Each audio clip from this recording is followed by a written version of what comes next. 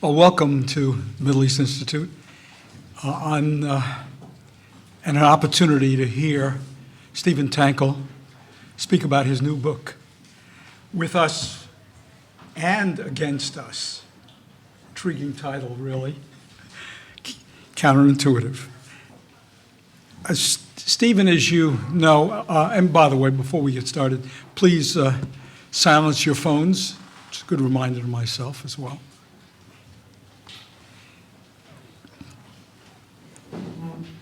Stephen, as many of you know, is an associate professor at American University and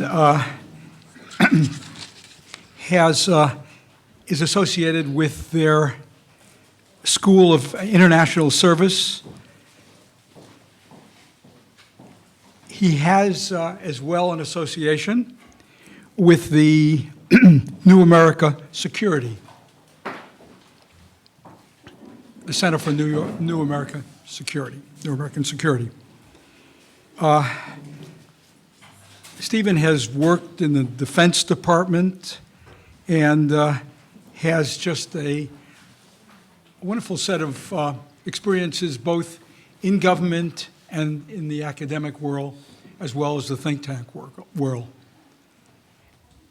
And I might mention also that at the end of the session, we'll have a flyer which will be able to direct you to how you can purchase this book, which I purchased and very much My publisher thanks you.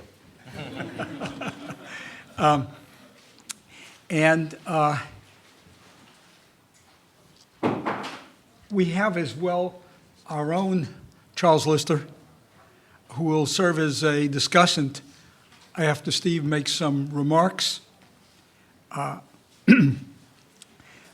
Charles heads as director, our Extremism and Counterterrorism program, and many of you may know him also when he was a visiting fellow at the Brookings Institute. I'm Marvin Weinbaum, and I'm the director of the program, or if we wish to say, Afghanistan and Pakistan Studies program.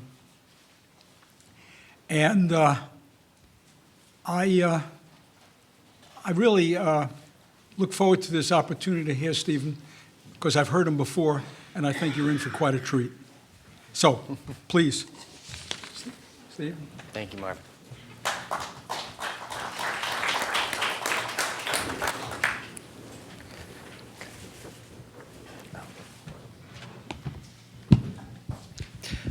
Marvin, thank you very much for the kind introduction. Charles, thanks for being part of this. Been a fan of both of your work for a long time, so it's great to be up on a stage with you. Thank you all for coming out, and of course my thanks to Middle East Institute for hosting me here today. So the book itself is about U.S. counterterrorism, broadly defined, and the different areas and aspects of counterterrorism where the United States cooperates with countries in the Middle East, Africa, and South Asia. I've been asked to speak specifically today about one aspect of counterterrorism, and it's an aspect that, quite frankly, there's still debate about whether it belongs under the counterterrorism umbrella or whether it should exist alongside of it. I'm talking about what we would term until very recently as countering violent extremism, CVE, and which now, based on the new counterterrorism strategy that the Trump administration put out last week, it appears we are referring to as terrorism prevention. Whatever we call it, those of you who are familiar with the different approaches and debates within, and you'll forgive me if I sort of fall back on using CVE. I've been using it for so long, although I'll try to get with the program and call it terrorism prevention. Those who've been familiar with the debates in terrorism prevention know that for some time there has been disagreement over whether to focus, from a U.S. perspective when operating with other countries, with partner nations, to focus more narrowly on what were historically called CVE-specific aspects, such as trying to counter jihadist narratives, terrorist narratives, to try to win a war of ideas, to try to address specific pull factors, things that pull people into terrorist organizations, pull them towards a radicalized mindset, or to focus more broadly on structural factors, things that are considered CVE relevant, promoting political reforms, better governance, rule of law, addressing socio-economic disparities, economic development, things of that nature. The last administration never really solved that debate. If one looks at the strategy that was put forward by the U.S. State Department and USAID under the Obama administration, it acknowledged the debate that was going on between those who argued for a narrow CVE-specific lens and those who argued for a broader CVE-specific and CVE-relevant lens, and then said, we understand that this is a critical debate. We are not going to address it. We are just going to do both, which in its own way essentially did take a position in that it would try to do everything. That, of course, was in and of itself an evolution from where this began, and I think it's helpful to start, or if not start, sort of go look back to how the United States began trying to counter violent extremism to prevent radicalization and recruitment by al-Qaeda and other jihadist organizations after 9/11. The Bush administration talked a lot about a war of ideas, and if one looks at the first counterterrorism strategy that it put forward in 2003, there were a lot of different aspects to this. There was discussion of economic programs, of development. There was really what one would call a quote-unquote whole-of-government approach. In reality, what the Bush administration did, especially during the first term, was try to promote democracy. This was seen as both a way of winning the war of ideas, because democracy and freedom were seen as better ideas than jihadism and terrorism, and also the idea that if there were people who were elected by their citizenry in countries across the Middle East and South Asia, and then increasingly Africa as well, that this would get at a lot of those structural risk factors for radicalization and terrorist recruitment. But of course, as many of you know, simply getting people to turn out and vote, may be sort of democracy in its basest sense, but it is not, what one would call an advanced democracy or a sophisticated democracy. And there was very little attention paid to a lot of the other economic factors that may or may not come into play, and a lot of the other political factors that may or may not come into play. When the Obama administration came into office, as I alluded to with that strategy in 2015, it sought to take a more nuanced approach. It tried to get partners not just to hold elections, something that the Bush administration had attempted to do and had by and large failed to do, even when elections were held in Egypt. I was living there in 2005 when Egypt held elections. Those elections were hardly free or fair, and after the Muslim Brotherhood, candidates who were running independently won a number of seats in 2005. There was an immediate backtracking and cracking down by the regime. So rather than trying to do that, what the Obama administration tried to do was twofold. One, it tried to take more of a go-slow approach and to promote better governance, including by building stronger government institutions, addressing corruption, and really to promote rule of law and human rights. This was seen as necessary both for addressing risk factors and radicalization in Middle East, Africa, South Asia, and also as a way to try to get European allies on board with the project as well. And in addition to that, the United States began spending more on economic and development aid, the idea being that it was necessary to address relative deprivation if we were going to get at the different risk factors for terrorism. The Trump administration has turned back the clock to a degree. It is much more focused on a war of ideas. And I'll say a few more, I'll make a few more comments about the Trump administration's strategy at the end of my remarks and the implications that I see going forward. But I want to, before I do that, talk about what I see as the behavior of our partners in this equation. Right? I've talked about what the United States has done and how our efforts have evolved, but what about our partner nations? And what can we expect from them? Well, a few things. First, where our partners do not share our threat perceptions and our understanding of the problem, we should expect very, very little. The United States has a lot of instruments of statecraft at its disposal, but it has really struggled mightily to use those instruments of statecraft to get other countries to adopt political reforms of any nature, be it governance, improvements, improved rule of law, democracy, or really to address socioeconomic disparities if those countries do not share our threat perceptions, and also has even struggled to get them to try to counter radicalization, to counter jihadist ideology if they don't share our threat perception. So if the country in question doesn't share the U.S. understanding of the threat, it's very hard to get them on board with the types of programs that we're promoting. Where the country in question does share U.S. threat perceptions, and this has been the case to a degree in places like Algeria and Egypt, and even somewhat in Pakistan towards the end of the last decade, where the Pakistanis did come to recognize the threat from groups like the Tehrik Taliban Pakistan, even if they did not see actors like the Haqqani Network or the Taliban or Lashkar-e-Taiba as a threat to them. They were willing to take on those CVE-specific aspects. They were willing to try to counter terrorist ideology in mosques and madrasas. They were willing to consider limited madrasa reform. They were willing to open up de-radicalization centers. They were willing to develop counter-radicalization programs. They were willing to try to wage the war of ideas using propaganda in various forms, radio, television, newspapers, what have you. What no country that I looked at was willing to do, and I looked at 6, Algeria, Egypt, Mali, Saudi Arabia, Yemen, and Pakistan. What none of those countries was willing to do, and what in my sort of survey of other countries across these regions have been willing to do, is to address those broader risk factors.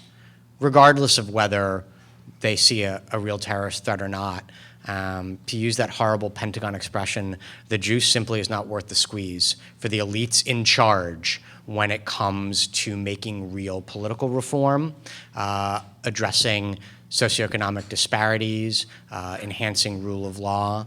Those major reforms that are needed just have not been forthcoming. Now, of course, we thought the Arab uprisings, then called the Arab Spring, might yield that, but clearly in many cases they have not. And I think that's a big part of the problem, is that the interests of the elites who are entrenched in power are simply too great for them to be moved off the ball, as it were. And so I'm sympathetic to a degree with the decision not to continue to try to pursue those reforms. I understand why there are those who argue that it's not worth doing. But here's the caveat to that, which is the United States has never really tried. The Obama administration made efforts, but it never made it a priority. And these types of reforms take a very long time and require a degree of consistency. And we are now on arguably our 3rd, at least, different approach to how to address the risk factors for radicalization and recruitment, across a large portion of the globe. And our partners know that. They know that they can stall us long enough that we're gonna get distracted. We're gonna have a change in administration. And if that's not the case, that as soon as a threat pops up, we are going to trade long-term reforms in many cases for access to be able to conduct drone strikes, or for our partners conducting counterterrorism operations on the ground, or for good intelligence cooperation, that we will make that trade-off. And that very often that is a trade-off that we have made. And in some cases, I am also sympathetic to our making that trade-off. In some cases, I would argue that the potential for success is so far down the road and is so hard to guarantee, and the threat is seen as severe enough in the near term that from a U.S. policymaker's perspective, it makes sense to make that trade-off. But in other cases, I would argue that we've been far too quick to make that trade-off, and that we have been taken in by partners who convince us that their ability, and in some cases their willingness, to conduct domestic counterterrorism operations or to provide intelligence cooperation or to provide us access will suffer if we push them too hard and press them too hard on the need to make these reforms. And that's actually one of the things that I was trying to get at in the book, is the importance of knowing the difference where we have a partner that is going to be committed to hard counterterrorism efforts regardless of whether or not we are working with them, and partners who are not going to conduct those types of operations regardless of what we are dangling in front of them. And by understanding the difference, we know which partners we can press harder and where we need perhaps to be willing to accept less. And I think at present, what U.S. policy suffers from is an inability to adequately adjudicate where to make compromises and where to be more maximalist in our objectives, and that is especially true when it comes to terrorism prevention, countering violent extremism, whatever you choose to call it. So where does that leave us? Well, one, and we can get into recommendations more in the discussion. One, my overarching recommendation for any administration is know your partners better. That was sort of the purpose of the book. What can we expect from our partners? If we want to optimize cooperation where it's good, mitigate where it's bad, get the most out of the trade space in between, and know where we can really press on things like governance or rule of law, what have you, we need to understand our partners better. We need to spend as much time understanding our partners and knowing them as we do understanding and knowing the threat. And right now, that is simply not the case in terms of how the U.S. government operates. But where else does that leave us? Well, as I said at the beginning, there's a spirited debate over whether to focus more broadly on counterterrorism, on CVE-relevant initiatives or more narrowly on CVE-specific ones. And the Trump administration has clearly made its choice to focus more on sort of narrower CVE-specific or, I guess, terrorism prevention-specific initiatives, despite claims in the strategy for a whole-of-government approach, but no self-respecting strategy would ever claim anything other than a whole-of-government approach. So I think we can sort of take that as boilerplate language. But here's the problem. I actually think that the strategy that was published last week is good. I've got a piece coming out later today or Monday that says as much. I think the strategy as it exists on paper is a good strategy that was clearly written by professionals. And although I would disagree with aspects of it, including the narrower focus that the administration has chosen to take, I think nevertheless it is clearly a strategy written by professionals. It is not, and there is really no way to escape this, a strategy that is reflective of where the president stands on these issues. It's just not. I don't know whether he read it or didn't read it. I don't suspect he buys into it. And I think the bigger question is whether he will undercut it. And that is especially true in one area where I think the strategy itself does a very good job, which is identifying the importance of civil society. Unlike other aspects of counterterrorism cooperation, which are primarily state to state. Countering violent extremism, preventing terrorism, these are things that require the involvement of civil society. All the research, all the experts say the same thing, that you need to have local community leaders, civil society involved if you are going to reduce the number of people who are susceptible to radicalization and recruitment. And the strategy does a good job of identifying that. Unfortunately, that identification and that promotion of working with civil society is at odds with how this administration has behaved towards the regimes where this is most necessary. Egypt, Saudi Arabia, Pakistan, I could go on. The number of countries that are increasingly cracking down on civil society, shrinking the space for civil society to operate, goes on and on. This is a very, very clear trend. This is a very worrying trend for a whole host of reasons that go beyond counterterrorism, but have a lot to do with countering violent extremism. These regimes are shrinking the space for the organizations that have a critical role to play. They are also increasingly cracking down on and repressing media and journalists who have an important role to play in reporting on where corruption exists, on where political reforms are stalled, are not moving forward, on the need for those political reforms, on violations of rule of law, on poor governance. And it is hard to avoid the conclusion that some of these leaders, some of the more autocratic regimes around the world feel emboldened by the current administration because the president has expressed, and I'm not saying anything here that I have not written and that you will not see in print later today or Monday, has expressed respect for and in some cases envy of authoritarian rulers, and has expressed vitriolic hatred of the media here. When you do that, it sends a message. So do I think that there's a lot wrong in the Bush administration's approach to trying to combat radicalization and terrorist recruitment? Yeah, I think there's a lot to criticize. I criticize it plenty in here. Do I think there's a fair amount wrong with what the Obama administration did? Yeah, I've got criticisms for the Obama administration as well. But at the very least, they were making the argument that political reform was important, that freedom of the press was important, that civil society was important. Even if it was never made a top priority, even if the United States was limited in its ability to be able to press its agenda, it was still making the argument that these things mattered. President Trump has gone in the opposite direction. Autocratic leaders have taken notice. And so as good as the strategy may be that was put out last week by the administration in a lot of areas, what I fear is that the actions of the administration will undercut whatever good words exist in that document. And that goes especially for efforts to prevent terrorism abroad.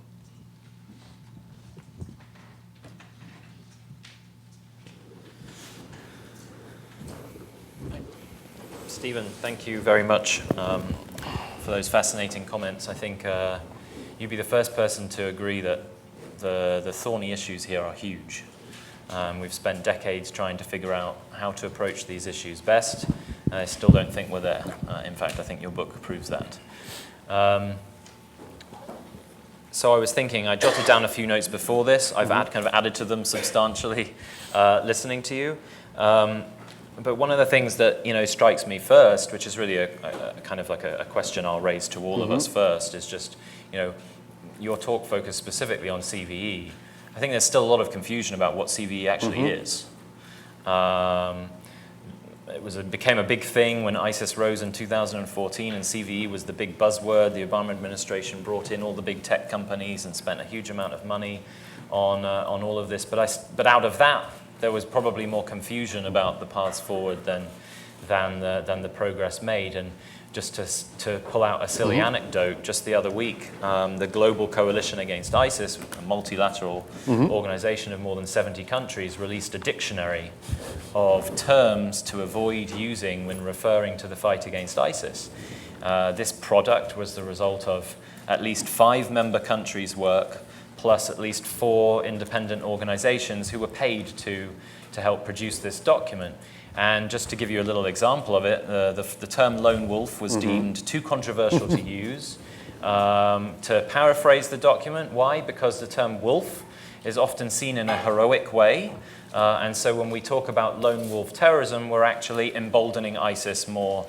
So instead we should use other terminology. Now, this is a CVE product, which took multiple governments and multiple independent companies to come up with. But frankly speaking, as quote-unquote experts, people who work on this issue on a day-to-day basis, it's laughable. So we've still got to figure out exactly what CVE is, what strengths we as Western states have in that area, and what strengths states in South Asia or the Middle East or Africa have. And I think that's still a work in progress. Another broader point I want to make really is, and I'm sure you'd agree with this, is CVE and kind of kinetic CT is almost one and the same product, or they have to be complementary. We're leading ourselves to the same objective. And the reason why I emphasize this is because as someone who works on Syria primarily, but also looking at places like Yemen, Mali, and South Asia and Afghanistan in particular, terrorism, quote unquote, from a Western perspective, has become an increasingly broad label for an increasingly broad array of actors. And pursuing countermeasures against those actors through a strictly traditional CT or terrorist lens is, I think, probably making one step forward and 2 steps back. And I said to you just before, there was a fascinating article on War on the Rocks yesterday by Greg Johnson on Yemen, which makes this argument that Al-Qaeda in the Arabian Peninsula has 2 faces.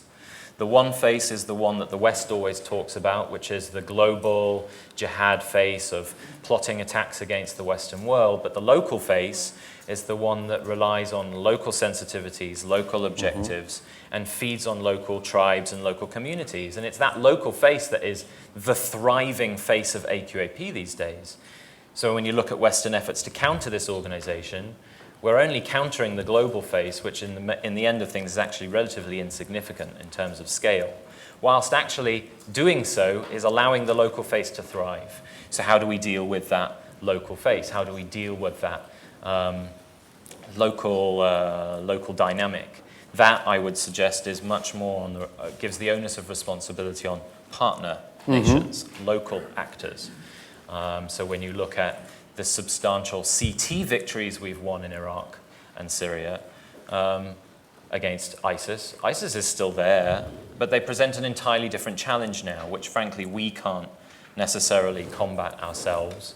And the onus of responsibility there is on the local states. It becomes more of a law enforcement and a CVE responsibility. And I don't think there is a significant role to play there for Western states, particularly on the CVE angle. Count me as a skeptic, but credible voices is the phrase we always hear. But frankly, I think there's a lot to be said for that. And so another question I would raise on the CVE specific issue is, if we look at actions by states in the Middle East over the last few years, Saudi Arabia, Egypt, and the UAE are the 3 big states who have launched huge initiatives, spent massive amounts of money on countering violent extremism, and they've all got their own centers and sources of religious credibility. But the question I would raise is, are any of those 3 states credible voices to people who may be potentially vulnerable to extremist ideologies? These are 3 states who have zero openness to any form of political Islam. And so the issue we're facing in this specific region is there's a debate within the region about how to counter violent extremist ideologies. Do you give space to non-violent political Islamism, or do you crack down on the entire ideology, violent or peaceful, or violent or pacifist? And the outcome of that debate is, I think, the debate about whether or not partners can be useful. Is Turkey a valuable partner in countering extremism in Syria? Probably not, but it is the only state that has influence over the actors that we need to be countering. Is the Yemeni UAE coalition a valuable partner in countering violent extremism in Yemen? Through its military actions, probably not, but there was the AP investigation on Yemen's paying off of splinter groups from Al-Qaeda to pull them away from that movement. The investigation caused a huge controversy because people said we're giving money to extremists. But actually, I would argue that may very well be the crux of the issue here. When we're talking about the local face of terrorist movements, comes down to an experience I've seen very specifically on a personal level on my work on Syria, is that the step to joining these groups has become increasingly small over time. Not because more and more people have become extreme, but because these groups have opened themselves up to a broader array of potential recruits, because it makes it much more difficult for us as counter forces to confront. And so it's an open question. Does that kind of approach work, or is it just staving off the problem? So I guess I'm just raising a few interesting questions. And then finally on the US, I'd say I entirely agree with you. I think the US has, I listened to your podcast and read a whole bunch of your book, and I think one of the points you make is the US has got to get smart about this issue and broaden its horizons a little bit more. and see that countering terrorism and countering violent extremism is a much broader and much more deeply rooted issue than drone strikes and decapitation strikes and military interventions. And I guess that's really the key point I'm trying to get here. Terrorism and counterterrorism doesn't work in a vacuum. No. And in fact, it's the vacuums themselves that provide the space for the terrorists in the first place. We can do drone strikes all we want, but it's never going to deal with the root causes of why these actors exist in the first place.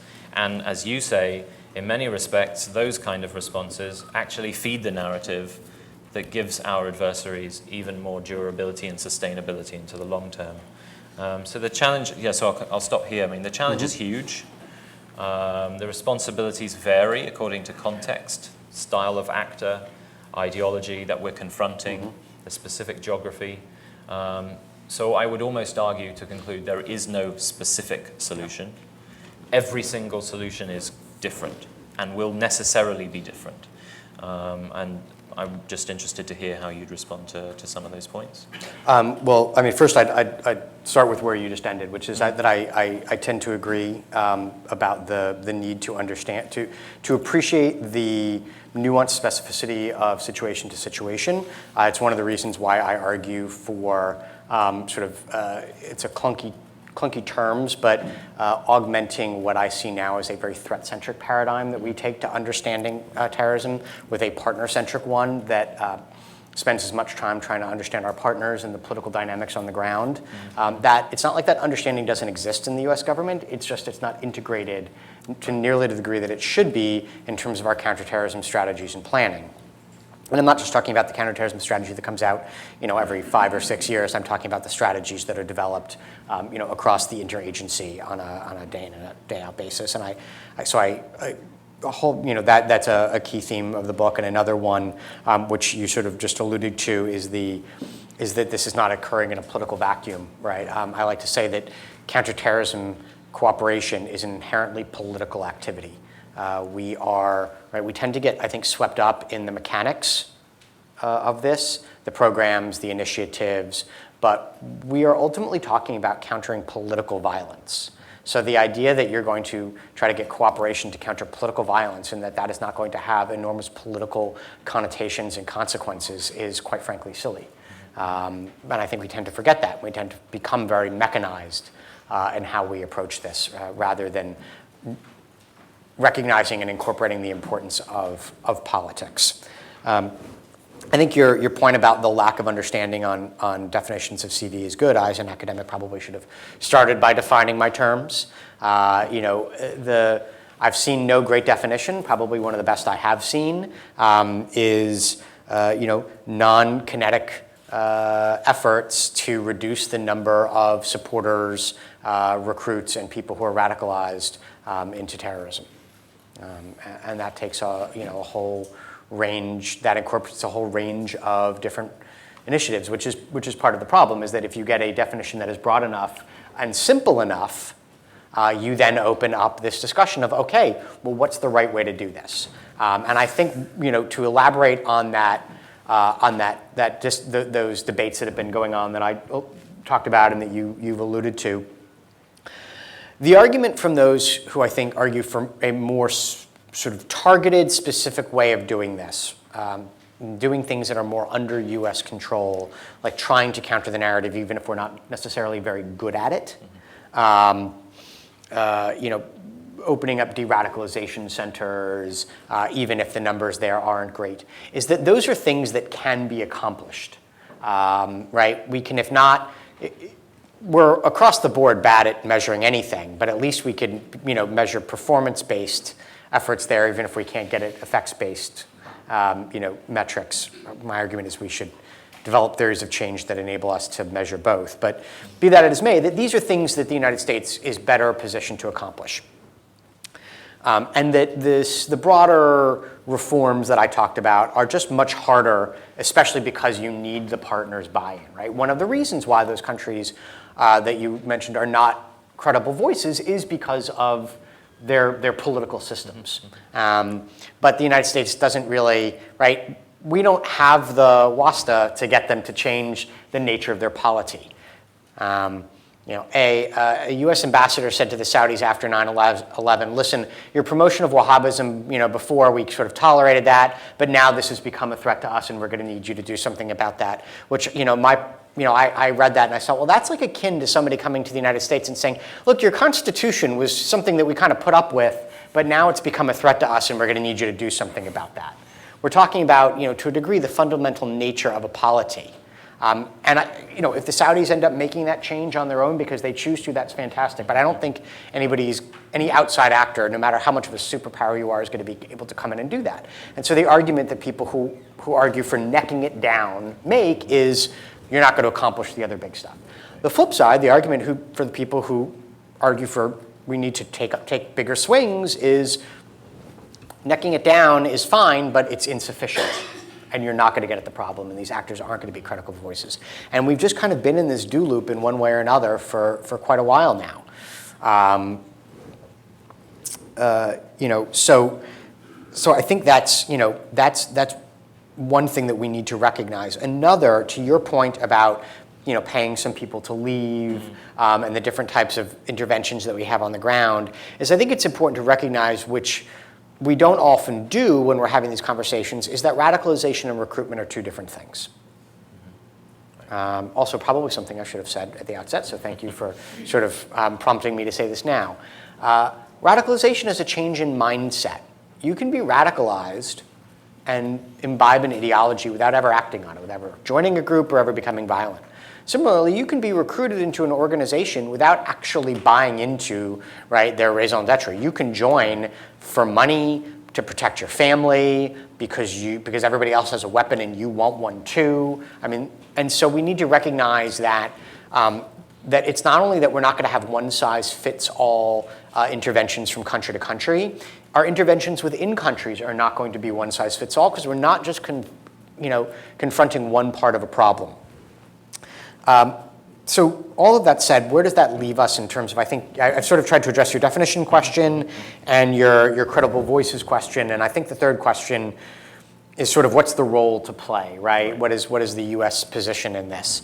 I would argue it's several-fold. One is, and I alluded to this towards the end of my remarks, I think we need to draw red lines. I think the United States needs to be drawing some red lines that says across here, this is a red line that you will not cross. And that we will hold you accountable if you cross these red lines. That doesn't necessarily mean we're going to sever the relationship, but we will hold you accountable. And one of the things I write about in the book is that the United States has, although it has a lot of different instruments of statecraft, it actually has a smaller number of instruments for coercing partners, right? We can sort of wag our fingers, or we could label them a state sponsor of terrorism. There are ways in which the Saudis we have the authorities to hold the Saudis responsible, right, for Khashoggi's murder right now. We're just not using them. But that we need to create instruments to hold our partners accountable when they fall short, when they cross certain red lines, and then we need to be prepared to use them. And those instruments need to enable us to both punish a partner and express our displeasure publicly, because I think that public messaging component is important, but also maintain the partnership.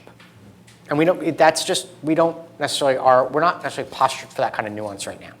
And so I write in the book about how we could build off of what the Financial Action Task Force does, for example, where people go on a gray list and then you go on a blacklist, and there's a signaling component before you go on the gray list and then before you go on the blacklist, and there's opportunities for self-reform, and it's not like all financial flows or all financial trading with a country ends if you end up right on the gray list or blacklist. Those are things that we should be looking at exploring here. So one is I think that the United States needs to hold our partners accountable and draw red lines. Second is I'm one who historically, and I just wrote a book where I put CVE under the umbrella of counterterrorism. And that's where I was when I started writing the book, and that's more or less where I was, I think, as I ended the book, but I was already beginning to think differently about it, which is I'm not sure that we're not better off taking a different lens to this. And there's good things and bad things about the USIP report that came out that talked about a fragile states approach, but one of the good things about a fragile states approach is it recognizes that a lot of these challenges that we have looked at through the terrorism prism have, consequences far beyond terrorism. And also that we have been doing some of these things long before terrorism was our top concern. The idea, right, it's not like we started promoting rule of law after 9/11. We were promoting rule of law long before 9/11. It's just now it has a CT connotation. And I think part of that, quite frankly, is bureaucracy. There's an anecdote in the book from Will McCants, when he was a senior advisor for CVE at the State Department, and he asked to see the CVE budget. And what he got back included things like forward operating bases in Afghanistan, right? People were labeling everything CVE. There's a lot that we could be doing that is beyond just terrorism and counterterrorism. That is, I would argue, counterterrorism relevant, but not counterterrorism specific, right? To use that language. That promoting rule of law, promoting governance, promoting development, all of these different things, if we, to a degree, perhaps disconnect them from counterterrorism, we will have more success over time with our partners. Because right now, what I would argue, our partners have gotten very good at playing us. We can't do X on CT because we're doing Y, right? Those drone strikes you mentioned, Greg Johnson's article, I think it's a great article. We, the United States, have been much more concerned about the global component, and we have been willing to trade off progress on the ground for, in the case of Yemen, access to schwack people from the skies, right? And the Yemenis know that, because whenever we show up, we would talk about terrorism and counterterrorism. And so they play us, I think, play us quite well. Well, we're going to give you this thing, which you need to deal with your problem, which is where we should start. And then they kind of push us off on the other stuff. So I think the way we engage with our partners, the way we talk about this with our partners, needs to change. If the only thing you ever talk to them about is through a terrorism, counterterrorism lens, that's how they're going to look at everything. Right. And I don't think that is helpful for us. Yeah. Stephen, the United States is reducing its foreign assistance programs. Yeah. What's the connection here? Is this a clear example of counterproductive development here in terms of root causes? Are we, in that sense, by affecting employment opportunities and the general economic well-being of these countries, is that in effect working against the very thing that we're trying to accomplish here, particularly when it comes to not just the ordinary welfare, but employment? I wonder if you could say something about that. So I think it's broader. I mean, there's an employment aspect. I think it's broader than that. Let me say at the outset that before we even get into the tangible effects or lack thereof of foreign assistance, that the signal that has been sent, right, and signals are important, the signal that has been sent to countries across the world by the administration's attempts to cut foreign assistance, which, by the way, Congress has stymied, right? Both parties have pushed back, at various points against these efforts. The signal that's sent is we may say that we're taking a whole of government approach, we may, but in reality, what we see as the way forward is a military way forward, right? A kinetic way forward, and that's what we value in terms of counterterrorism. And that is a dangerous signal to send to countries like Egypt, for example, which doesn't really, need a whole lot of encouragement to be overly kinetic in how it approaches counterterrorism. What it needs is to do more in terms of those softer, non-kinetic aspects, employment, improving relative deprivation, political reforms, things like that. So one is, I think, the overall signal it sends is a dangerous signal, especially the way in which it's been communicated, which is this stuff's useless and we're cutting it, but we're going to fund the military, to the end of time. And I say that, by the way, as a person who used to work at the Department of Defense. So, it's not like I don't like our military or want them to have all the things that they should have. Beyond that, I think in some cases foreign aid is more useful, and in others it's less useful. I think I think there's plenty of waste. I think we could probably reduce that waste by doing a better job of assessing, monitoring, and evaluating how that assistance is spent with regard to countering violent extremism or reducing the consequences of fragile states, or however you want to define it. We don't really do that right now. Ultimately, if a partner does not want to make improvements, and we're not finding ways to hold that partner accountable, then we're not going to see a major return on our investment, right? The United States spent a lot of money in Yemen, for example, and the Saleh regime really had no desire to improve the economic opportunities for the entire country. Ali Abdullah Saleh, when he was alive and in power, was much more interested in making sure that certain parts of that country reaped the benefits and others where, quite arguably, there was a greater need, did not. And here I would argue for greater use of positive conditionality in terms of how we use some of that assistance, as well as positive conditionality for how we use security assistance. And positive conditionality means agreeing ahead of time on how that assistance is going to be used.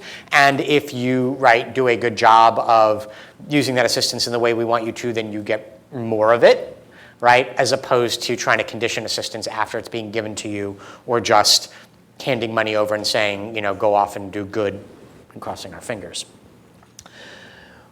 There's a final piece to this, which is, and Charles is probably going to be better positioned to speak to this than I am, but it's stabilization of conflict zones once we've had military gains. It's stabilization in Iraq. I don't think we're going to be giving a lot of foreign assistance to Syria, but if and when inshallah the civil conflict in Yemen ends, there's going to be a lot of rebuilding to do.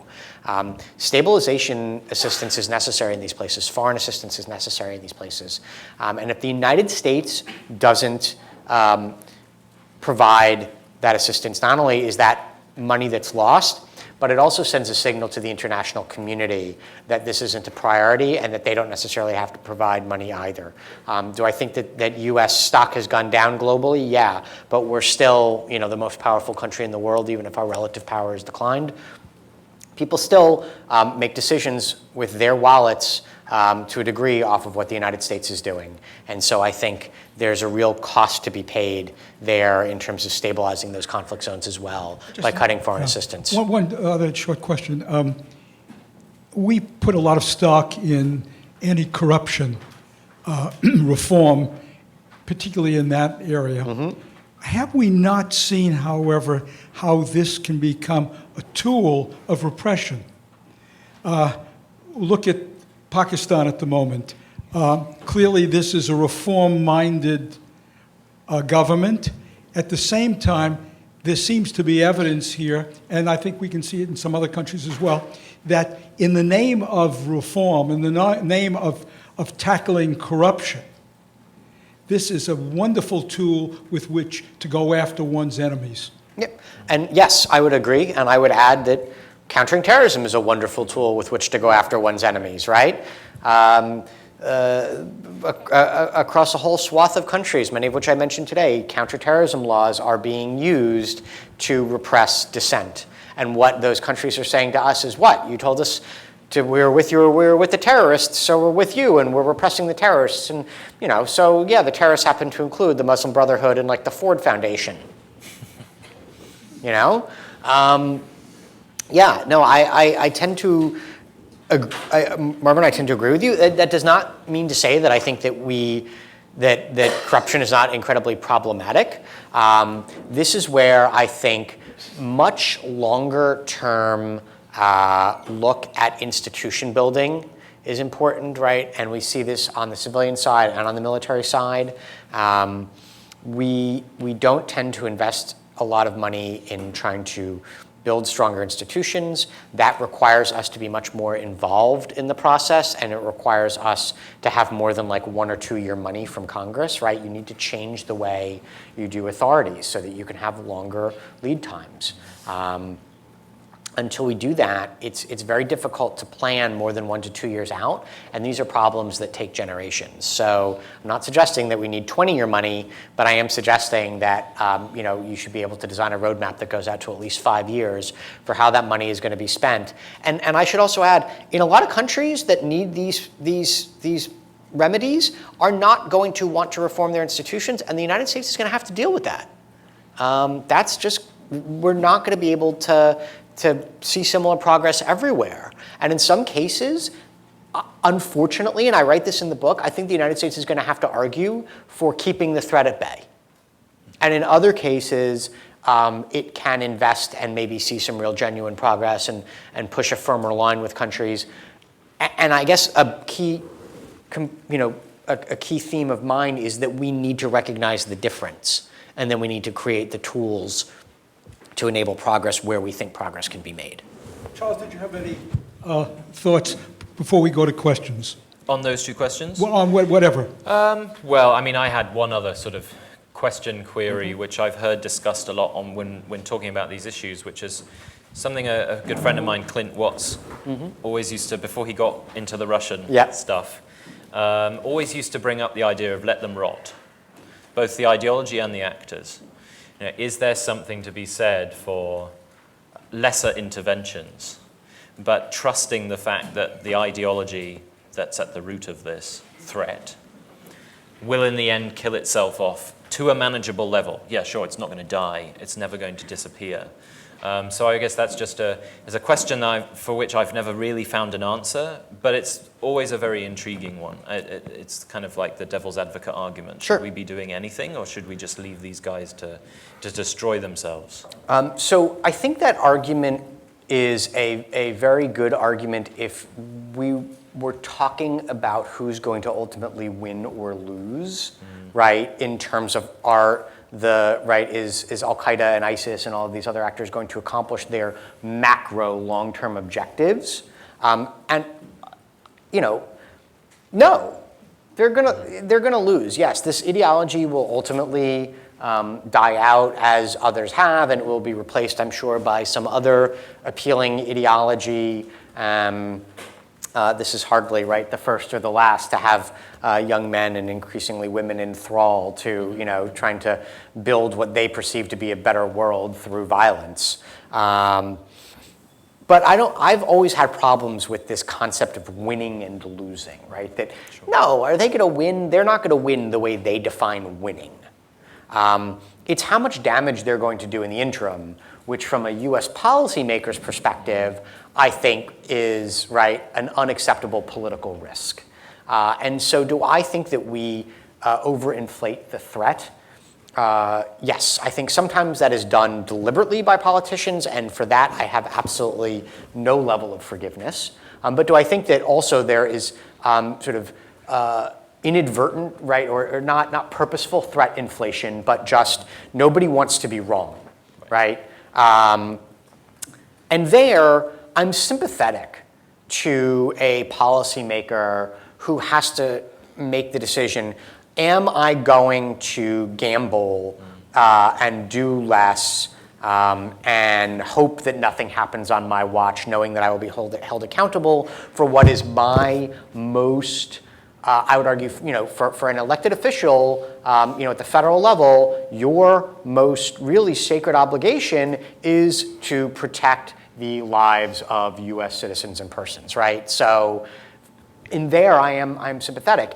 And so I would tweak Clint's position, and I would say in some cases, I think we have no choice but to let the actors rot. And in others, I think, right, we can have more targeted or even more robust interventions, and the importance is to know the difference. I think that the United States could hold Egypt much more accountable than it does without being taken in by the argument that the Egyptians will do less, right, against IS in the Sinai, if what we recognize is, I've got some cute charts and graphs in the book, right? That if you look at what their threat perceptions look like, no, whether or not we're part of the equation, they're going to do what they're going to do, and so we shouldn't be worried about that, right? And can we find other access routes? Those are trade-offs My argument is I think that we need to have a better sense of where we can make those trade-offs and to recognize that we actually have in some cases more agency when it comes to those trade-offs than we actually do. And that starts with knowledge of sort of like where our partners are. So I think Clint is right. In some cases, it's just a lost cause. And I go back to we're going to probably end up containing the problem, killing the problem, what have you, because we don't have. But in others, we could either push them harder, or we might actually get that rare country where, hey, it looks like this is worth investing in. Right. And there, what can we really invest in and build that will have durable counterterrorism benefits, but also more broad, benefits in terms of, governance and rule of law and democracy and human rights. These are all, and I'm sorry, I try to stay away from values judgments. I believe in inherently good things. I don't think they have to look the way they do, around the world like they do for me as an American. But I think sort of the ideals behind them are things that are right, not something we should ever promote at the point of a gun, but something that we should be looking for opportunities to encourage where we can. Very fine. So we have now an opportunity for your questions. Please, as you're recognized, tell us who you are, if you have an affiliation that you want to share with us, and wait for the mic. Okay, take this gentleman down here, but do wait for the mic. And keep the questions, if you will, short, and if you're going to make a statement, make that particularly short. Thank you very much. I had 2 questions, but now a comment as well, so I'll try to be as brief as possible. My name is Mohammed Al-Hadrami. I'm the DCM in Yemen Embassy here in Washington. It's a really interesting session, and thank you for inviting us here. Al-Qaeda and all the branches and spin-offs, including Al-Qaeda, Arabian Peninsula, and Daesh, they're different. They're not the same. They're perceived differently by the West. And that goes to the question. I don't believe that Al-Qaeda and Arabian Peninsula and Yemen has 2 different faces. It's just perceived differently from the West. And it's changing. I mean, we believe, and I agree with the professor when he said that it's not just radicalization that is a big part of the recruitment, is a different thing. And this is true in Yemen. So Al-Qaeda recently changed their narratives, especially when what's happening in Yemen with the Houthis taking control in the north. And then it's trying to portray what's happening in Yemen as a sectarian war because they believe that they're the defenders of the Sunni Yemen, and that would play in their politics within the groups. And it's taken differently by some media in the West, and claiming that Al-Qaeda is fighting with the coalition, or the coalition is supporting Al-Qaeda, which is not true. It's basically Al-Qaeda is fighting both, but they're trying to change these narratives so they could actually play with their internal politics within their communities. And this is a major thing. As for the questions, I have a questions for you, Professor. You mentioned that the strategy is good, the new strategy. On paper, yes. Yeah, I'm just saying. Yeah. But it's not compatible with what the administration is doing. Could you be more specific in giving us some questions, so like some maybe incidents or specificity on how this is, and how is it different than the previous one? If you could be also more specific. Thank you very much. Sure. Do you want to do a couple, or you want me to? Okay, we'll do a couple. No, it's up to Fine, you. that's fine. Let's just this chap all the way in the rear there.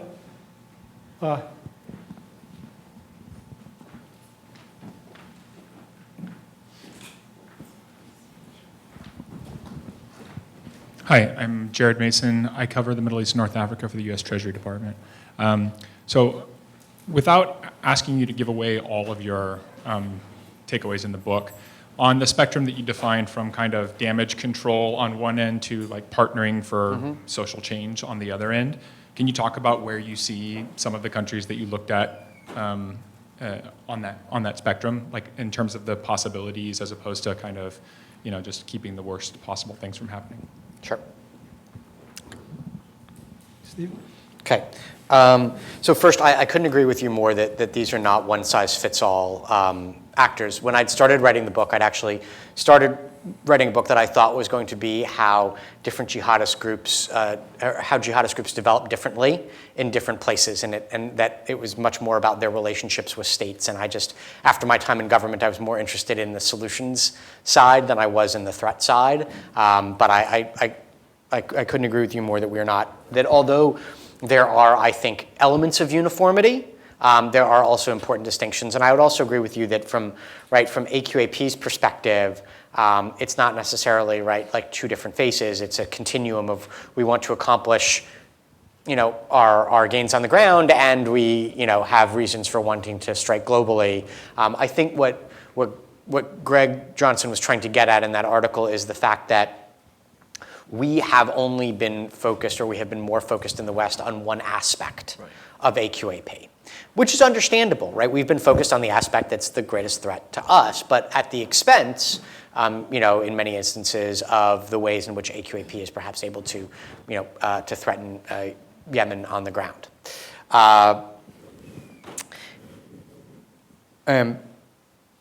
Your question was about the differences in terms of of the strategy, this one to the last one, and then also between the strategy on paper and what the administration is doing. This strategy, the 2003 Bush strategy was actually very, very whole of government. It had a multi-phase process on paper for how the United States was first going to sort of beat back some of these groups until they were weakened locally and build the capacity of partners to then finish the job and also promote governance and rule of law and human rights and economic development and everything to make sure that they never came back again. And in reality, what the Bush administration did in large part was to conduct an overly military-centric approach to counterterrorism for the first about 4 years. And we began to see a shift during the second administration. And that, I'm not even going to get into that counterterrorism strategy because it was, the administration was doing a better job of CT, and that the strategy put out was basically like, democracy is awesome. And the Obama administration built on that. And the Obama administration's counterterrorism strategy, I think a key difference from the previous ones was it was much more specific about al-Qaeda core specifically, and much more nuanced about how to deal with the different AQ affiliates in different theaters around the world. It downplayed democracy. It talked more about governance and rule of law. It also put a much heavier emphasis on partners and building the capacity of partner nations than others. Obama really made working by, with, and through other countries a cornerstone of his counterterrorism strategy. The current document, I think, builds on that by, with, and through element. I think it shifts back towards the Bush approach to a degree of not being so specific against any one group or group and its affiliates. I think that is quite frankly, for both Obama and for the Trump administration, quite frankly, partially a function of politics and language, right? Obama wanted to put an end to the war on terror and talk more targeted about AQ. Trump has sort of talked more, broadly, but it was also a function of the groups that existed at the time. For the Obama administration, it was al-Qaeda and AQAP and AQI and AQIM and the others that was the real big threat. Whereas the Trump administration is coming in at a time when there's been a proliferation of jihadist groups, and it makes sense that you're going to add ISIS and you're not going to be focused on just this group or that group.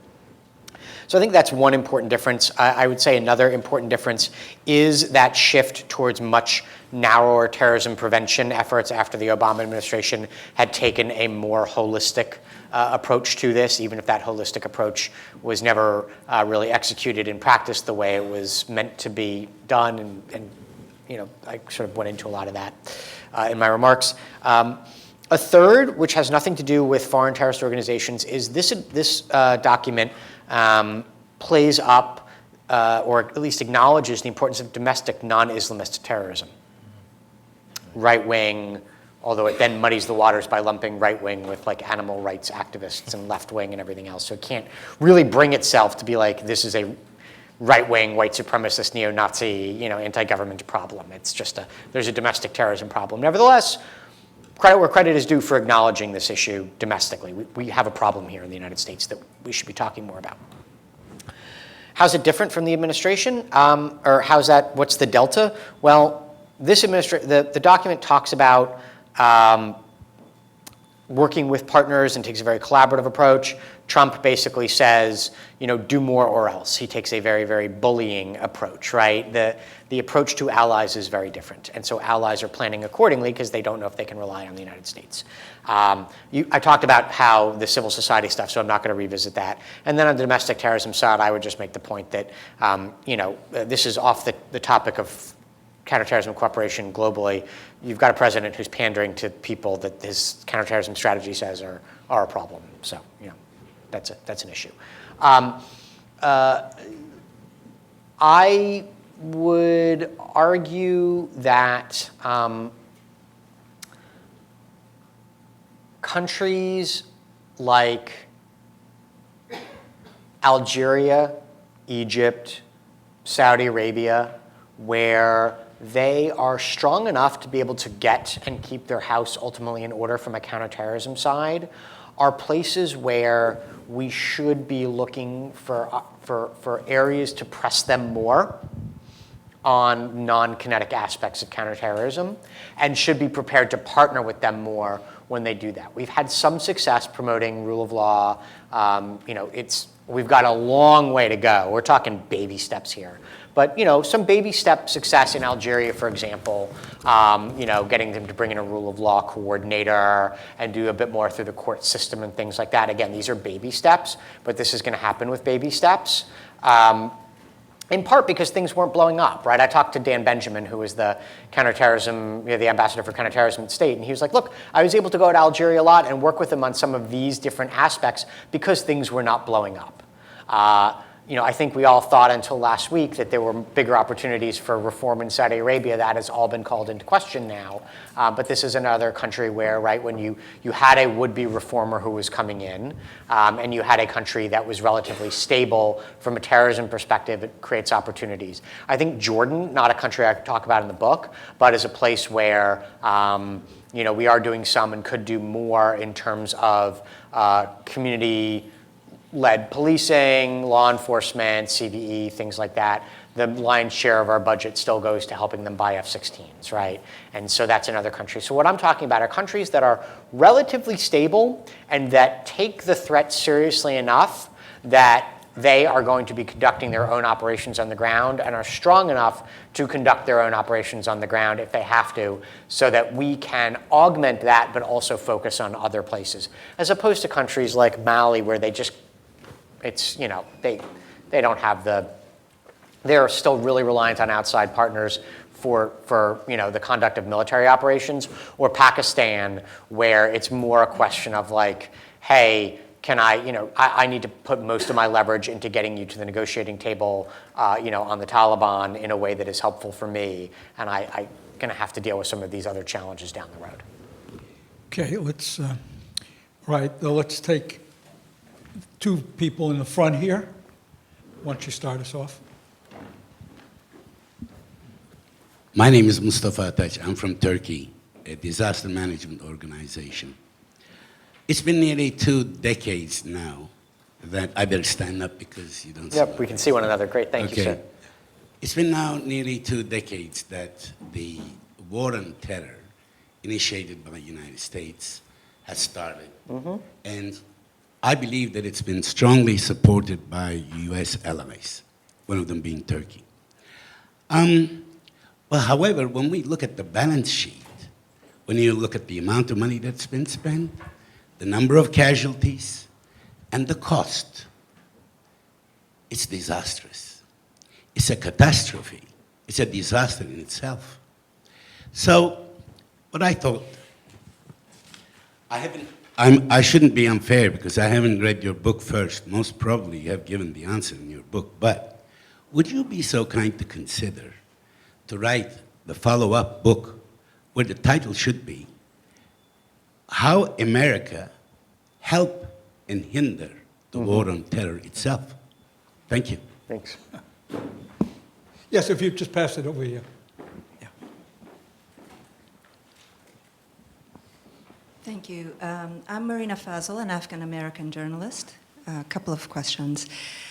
You mentioned our allies and getting to know our allies better. In the case of a country like Afghanistan, I would venture to say that if one was interested in solving the situation of Afghanistan, there ought to be more than one ally, right? The business of focusing so much on Pakistan and the complexities of that bilateral relationship isn't the only factor that goes into solving the Afghan question. So this always comes down to proxy wars, and that ripple goes out farther and farther, even in the context of new competition now between China and America and the new Russia. So if you could please spell out a scenario where better solutions could be had in the context of Afghanistan, and also 17 years later, what has worked in that partnership? What are your expectations? Thank you.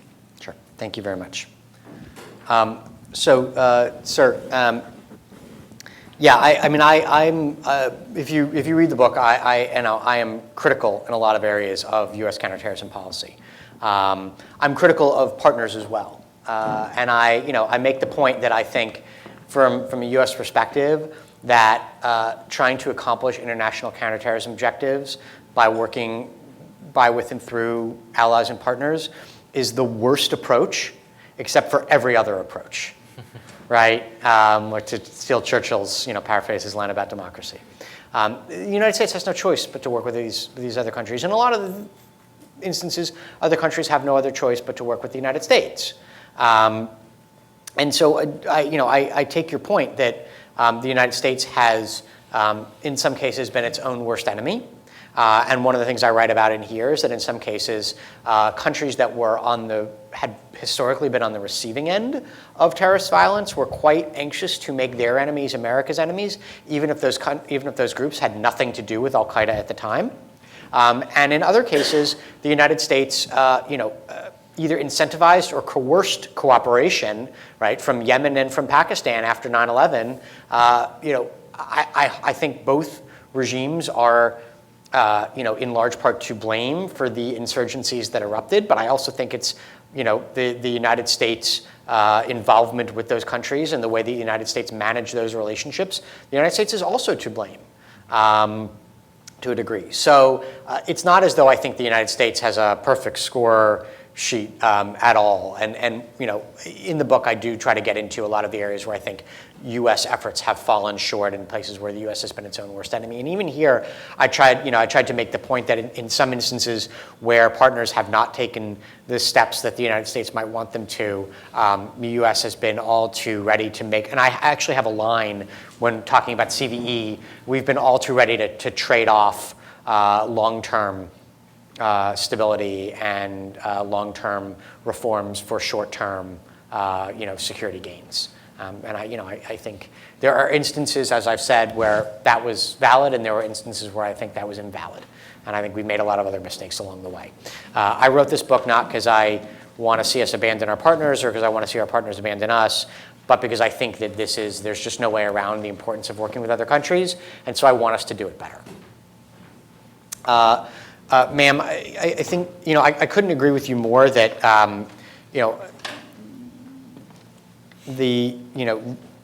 getting to some sort of an acceptable resolution in Afghanistan is going to require more than just Pakistan getting on board. Pakistan is necessary but not sufficient. I guess I would answer your question in part by talking about what I saw as some of the benefits and flaws of the strategy that was developed after President Trump had committed to staying in Afghanistan indefinitely. As far as I understood it, it had three elements. One was a enhanced effort to train, advise, and assist, and in some cases accompany Afghan forces, so that the United States could bring its unique capabilities to bear. As you are probably aware, Afghan Special Forces was, where they had U.S. Support from drones, from medevac, what have you, could succeed. But the U.S. couldn't be everywhere at once, and so the influx of military was intended to try to, to enable us to cover more ground. The second was to try to coerce Pakistan to reduce its support for the Taliban, and the third was to address governance issues in Afghanistan. And I think that the United States has been more or less successful in terms of being able to accomplish what it wanted on a train, advise, and assist model. I said to people at the time, I think you are kidding yourselves if you think you can coerce the Pakistanis to coerce the Taliban to get to the table, right, or to reduce support for the Taliban, which was really what they were trying to do. And I don't see any real sophisticated plan here for dealing with all of the governance challenges in Afghanistan, which is something that I think has repeatedly fallen through the cracks. I think the United States has a history, and we don't just do this in Afghanistan, we do this around the world, but we have specifically done it in Afghanistan, of falling in love and then out of love with the leader of the country without paying attention to all the different sort of nuances that go along with how to govern that country. That's really hard, right? That's really hard, and it's really hard for us, I think, as an outside actor to pull the different levers. But if there was ever a country where we had more leverage than we do with other partners, this is one of them. And I just don't think that we've been particularly good at using that leverage. And I don't think that we've been particularly good at finding ways to compel other countries in the region to work with us, rather than to free ride or to work against us. And I think, with Pakistan, we have struggled with, even when we've cut aid and tried to use coercion, we've struggled with how to marry that, to use that coercion to strategic effect. And I think that's quite frankly because we have not done a good job of thinking far enough in advance and of having reasonable objectives about what we were prepared to achieve. And I have long been an advocate of being prepared to talk directly to the Taliban, which I know some of my Afghan friends don't like, but I think the United States has to be prepared to do that. That doesn't mean in place of Afghans talking to the Taliban, but it does mean the United States needs to be prepared to have those conversations in one format or another.